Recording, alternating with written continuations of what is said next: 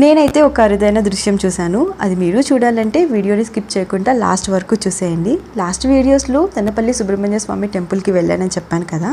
ఇక దర్శనం కోసం అయితే లోపలికి వెళ్ళిపోయాం. పూజారి గారిని కాస్త రిక్వెస్ట్ చేసుకొని కొంచెం వీడియో అయితే తీశాను లోపల స్వామివారిని. మీరు దండం పెట్టుకోండి.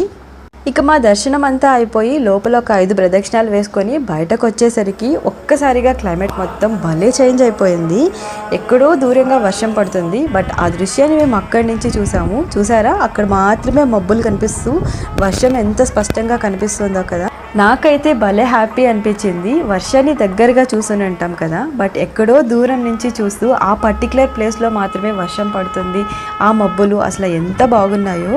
ఇక ఆ వర్షానికి నెక్స్ట్ చెక్ పోస్ట్ మా ఏరియానే. ఇక అక్కడే ఉంటే తడిసి ముద్దైపోతామని పరుగులు తీసి ఇంటికి వచ్చేసాం. ఇంటికి వచ్చేసరికి వర్షం లేదు, ఏమీ లేదు.